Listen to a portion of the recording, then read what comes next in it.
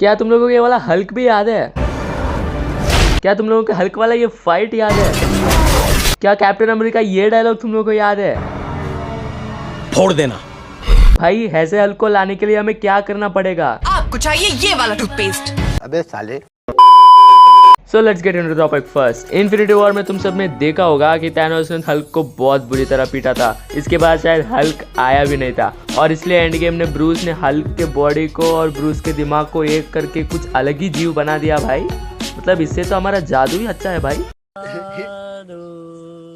तुम्हें आंखों में बसाया। मतलब उस वाले हल्क को देखे ना मुझे यही कहावत याद आ रही है, ना काम का ना काज का दुश्मन अनाज का। देख भाई तू कौन है? अभी चैनल का बजट इतना नहीं है कि दूसरी पर्सनालिटी को ज्वाइन करवा सकूं, इसलिए तो तुझे जाने के लिए कह रहा हूँ। शायद हम कुछ ज्यादा ही ऑफ द टॉपिक जा रहे हैं, तो let's get in the topic again. तो क्या तुम्हें 2008 वाला इनक्रेडिबल हल्क याद भी है? तो भाई मैं सोच रहा हूँ कि यार उसको अगर थैनोस को लड़वा दे तो यार कौन जीतेगा। तो इस वीडियो का कुछ ऐसे ही एनालिसिस करेंगे हम लोग कि क्या होगा अगर वो वाला हल्क एंड गेम वाले फाइट में होता या फिर इन्फिनिटी वॉर में होता। एंड ऐसी प्रोबेबिलिटीज के बारे में बात करेंगे जैसे कि हमारा पुराना वाला हल्क फिर से इस एमसीयू में आ सके। मतलब ये जो हाइब्रिड हल्क है, क्या बोला तूने? हाइब्रिड हल्क है। तो 2008 के इनक्रेडिबल हल्क वाले कैरेक्टर को प्ले किया था एडवर्ड नॉर्टन ने।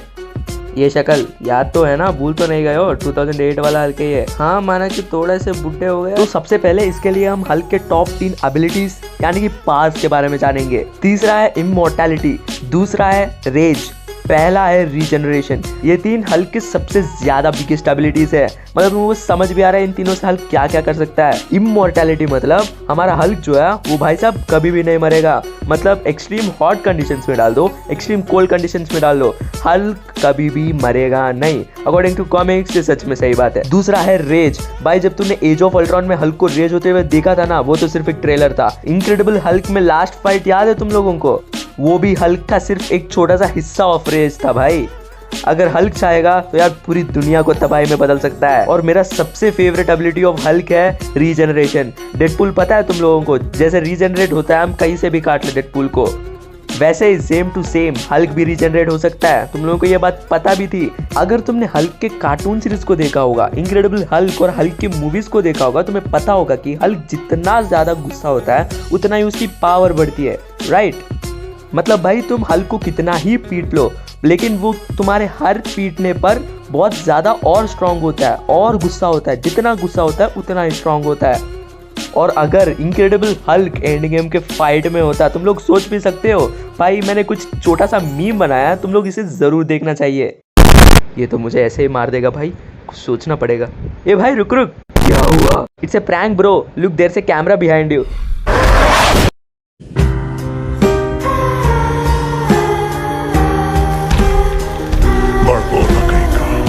और अभी हम अपने मेन मुद्दे पर काम करते हैं कि यार आखिर हल्क अगर एंड गेम में होता, मतलब इनक्रेडिबल हल्क अगर एंड गेम में होता तो क्या होता थैनोस का और उसके सेना का हाल। तो यार पहली बात तुम्हें ये क्लैप तो याद होगी, इसे हम बोलते हैं थंडर क्लैप।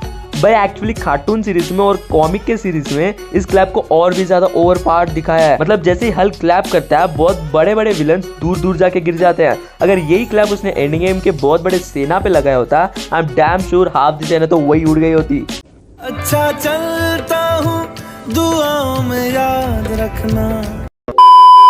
सिर्फ थंडर क्लैप और रेज, इमॉर्टैलिटी, रीजनरेशन यही सिर्फ हल्क की एबिलिटीज नहीं है भाई। अगर हम हल्क की एबिलिटीज के बारे में बात करने के लिए बैठ जाएं तो यार 2-3 वीडियो तो उसी पे बन जाएंगे। अब जैसे कि मैंने तुम लोगों से कहा था कि हम एक पॉसिबिलिटी के बारे में बात करेंगे जहां पे हमारा एमसीयू का ब्रूस बैनर जो कि अभी हाइब्रिड बन चुका है, राइट, जो अभी हाइब्रिड बन चुका है उसे हम नॉर्मल हल्क मतलब पुराने वाले हल्क में कैसे चेंज कर सकते हैं।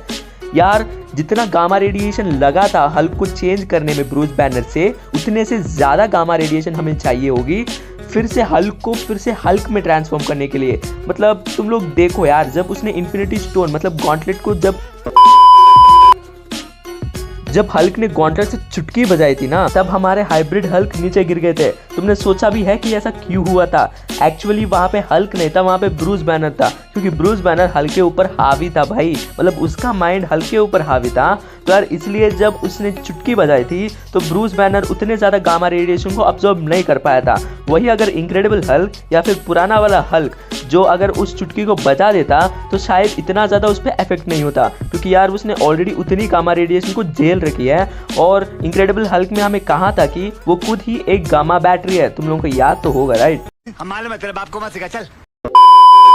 तो यार हमें इवेंचुअली इतने ज़्यादा गामा रेडिएशन में हल्क को डालना होगा कि यार जो हल्क का दिमाग है वो फिर से ब्रूस बैनर पे हावी हो जाए। समझ में आ रहा है? ये एक छोटी सी पॉसिबिलिटी है जो मैंने सोची थी, मुझे नहीं पता कि ये करेक्ट है कि नहीं। अगर तुम में से किसी को इसके खिलाफ शिकायत है तो यार कमेंट सेक्शन में जरूर बोलना। इनक्रेडिबल हल्क और थैनोस के बीच में फाइट होगा तो कौन जीतेगा?